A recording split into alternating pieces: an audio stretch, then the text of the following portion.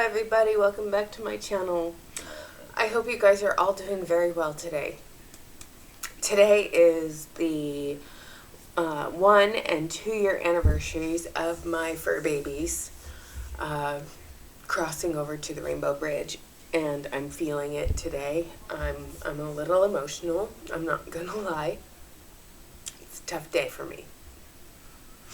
So anyway, last night the fashion fix for the month of December dropped, and I figured we would show what the December fashion fix is. We've gone over this in past videos, but this has been live now for almost 12 hours, and all the sets are still available. Each and every one. Which is very telling. Okay, so we've got 1, 2, 3, 4, 5, 6, 7 bracelets, earrings. All the rings are available, all the earrings are available, all the necklaces are still available. And it's because nobody wants this shit. Okay? Nobody wants it. It is ugly. It is atrocious.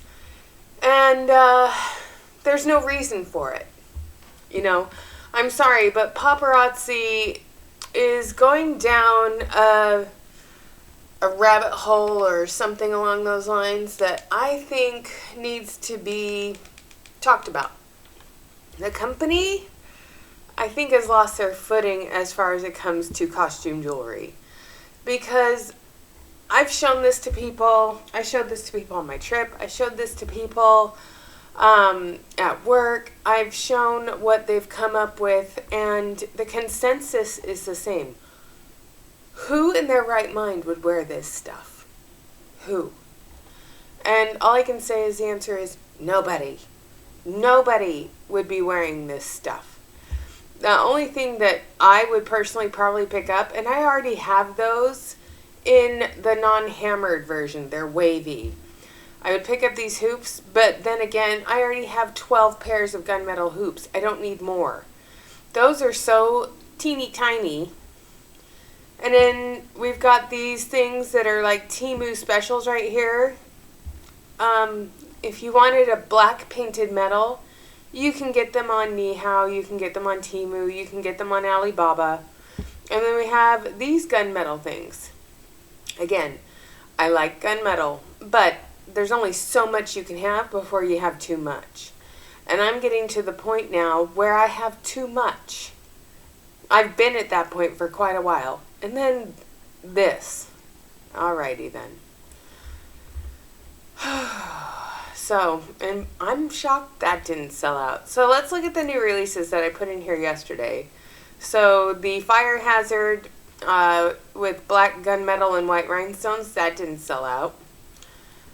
They've just removed some of the wish list items, so that sold out, or that didn't sell out.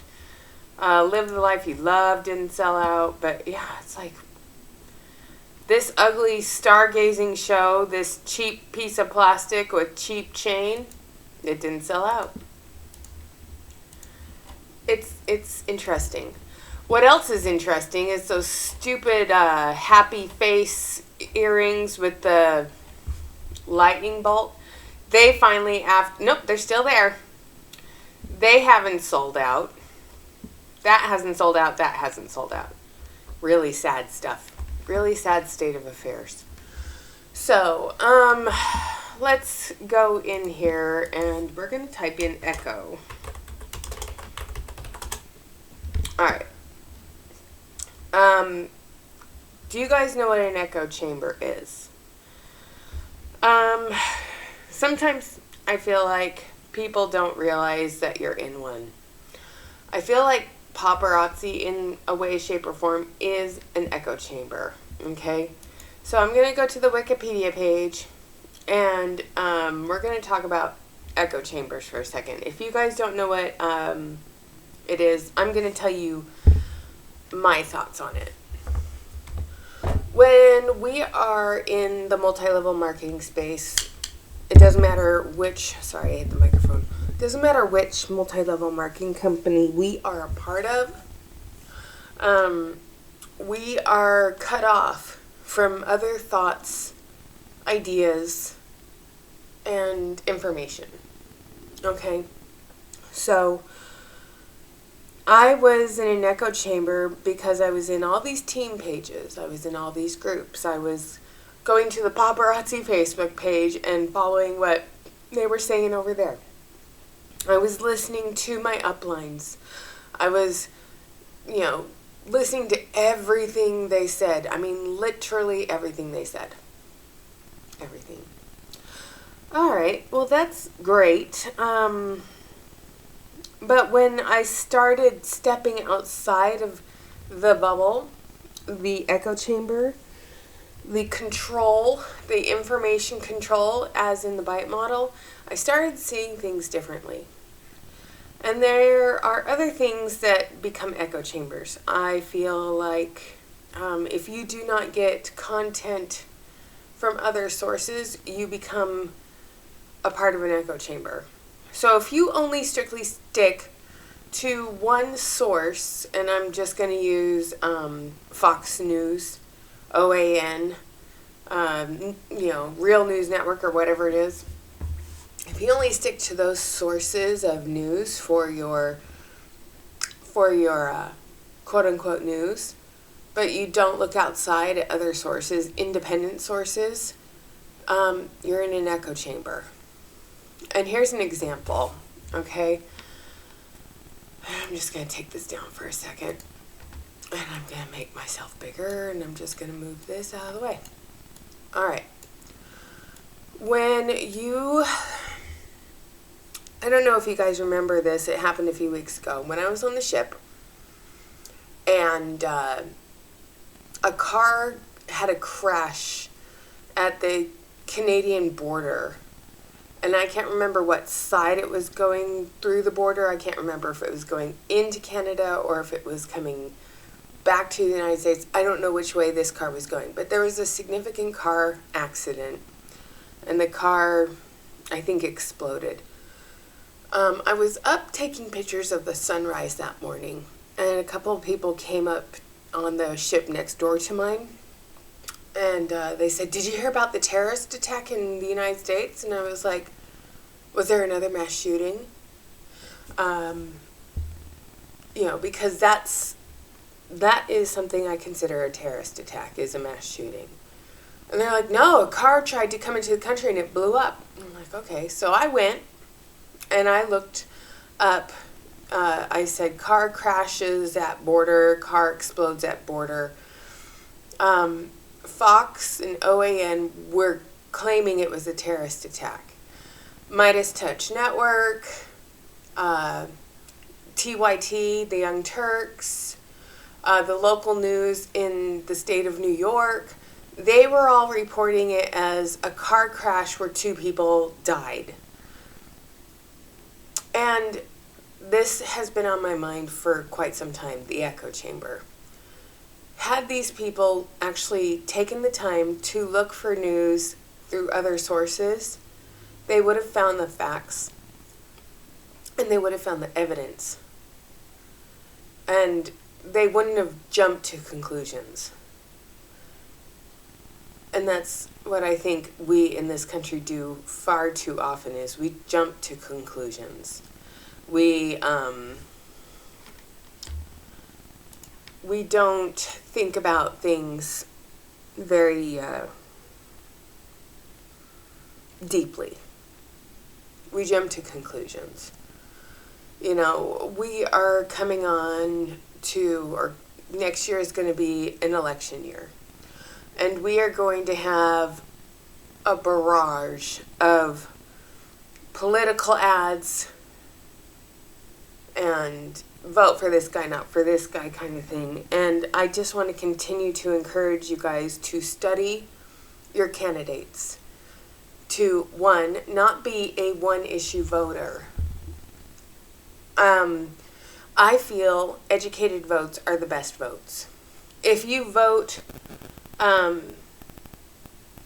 if you vote just for an issue or for a political party, how do you know you're getting the best representation?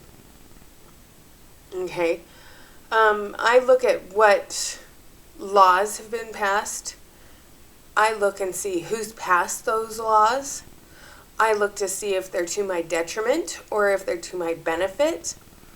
I look to see if they are holding people accountable, like corporations that are polluting the environment, corporations that are profiting, corporate greed off of so-called inflation or pandemic. I look to see who is ripping me off. Because I think we need to hold not only our news sources accountable, but we need to hold those who we elect and hire to represent us accountable as well. The political process, the election season, is them giving us a job interview. It's a job interview.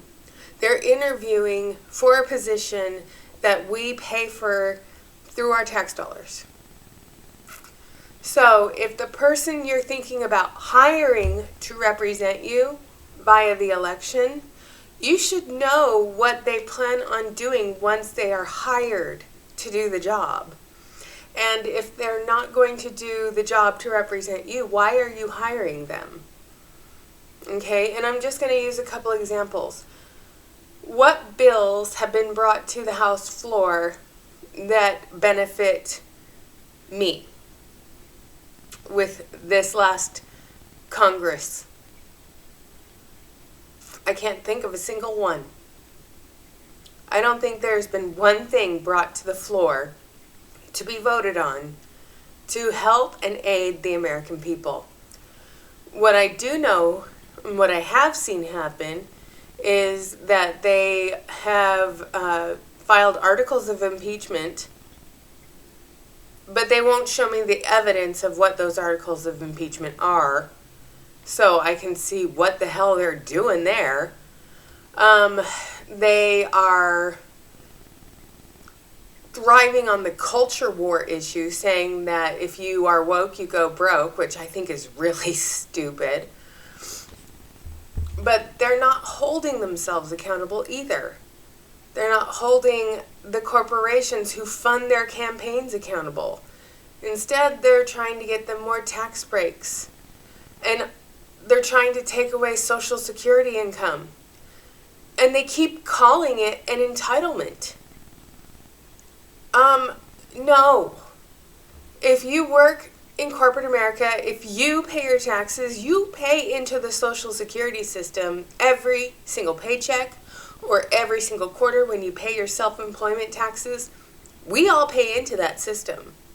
It's not an entitlement. We all pay into it. And when we get to the age where we are to retire, we should be able to draw back some of the money that we paid into that system. It's not an entitlement. But they keep claiming that it is. I don't think so. Okay? And the fact that they're trying to raise the age to 70-something, my parents are in their 70s. I couldn't imagine my parents or David's parents continuing to work to their mid-70s. They've worked their entire lives. They should be able to draw on their Social Security income. They should be able to retire with dignity. You know? Oh, but they don't want to raise it for them, just for us. Yeah, they don't want to raise it for them. They want to raise it for us. You know, more cookies for me, not for thee. But, As if our needs are going to be magically better than their needs are. You know, I feel that the generation that made us get participation trophies, and now they're bitching about those participation trophies, they're the ones that made them up. And now they're saying we're all weaklings because we grew up in an era where we got participation trophies for everything.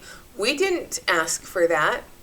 So why are we being told that we're the weaklings because we got a participation trophy? It blows my mind with the stuff that they come up with. So, if you're in an echo chamber, like a multi-level marketing company, a religious affiliation, a political affiliation, my challenge to you guys this week is to step outside of that chamber and find other sources to get your news. Find other sources to get your information. Multi-level marketing companies like to say, do your homework. And that's how a good portion of people found me, was they were doing their homework because the trainers were too lazy to train. So that's my challenge to you guys. You don't have to agree with me. I have never told you once who I vote for. I just say I research the candidates and I vote accordingly. I vote for my needs, and I look at what they are trying to accomplish.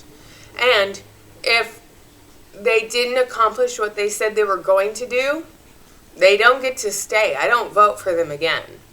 And I think that's the way we as the American people need to start looking at elections. We need to start voting according to what they say they're going to do. And if they don't do it, they need to be fired and somebody else needs to take their place. I'm sick and tired of seeing all these aging politicians like Mitch McConnell, Dianne Feinstein, may she rest in peace, Chuck Grassley, Chuck Schumer, who's another really old one? They're all old. They're all ancient. And they're all the problem. And just because they have name recognition, great. What have they done for you in the last 2 years? If they haven't done jack shit, it's time to fire them and find somebody else to do the job. Okay? So, please, in this upcoming election year, let's hold people accountable. Let's get out of our news echo chambers and let's actually start thinking for ourselves. We need to hold ourselves accountable just as much as we need to hold them accountable.